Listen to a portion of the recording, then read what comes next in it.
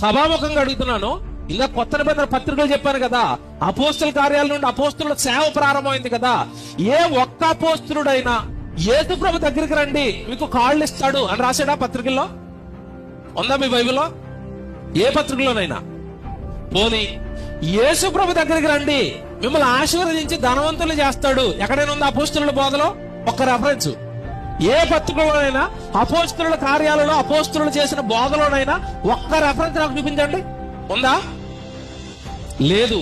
వాళ్ళ బోధ అంతా దేని మీద చెప్పండి? వాళ్ళ ఫోకస్ అంతా దేని మీద? శరీరం మీద కాదు. దేని మీద? ఆత్మ.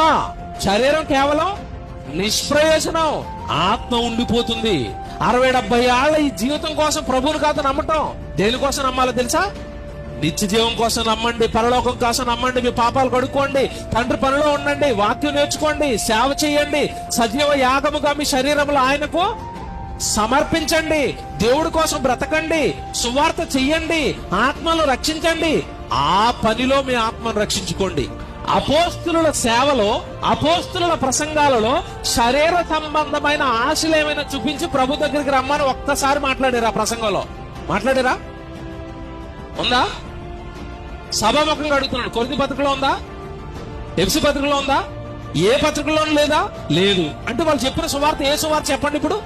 సత్యవాక్యం అనగా మీ ఆత్మను రక్షించి మిమ్మల్ని పరలోకానికి చేర్చే బోధ ఎవరు చేస్తున్నారో వాళ్ళు మీకు సత్యం చెబుతున్న వాళ్ళు.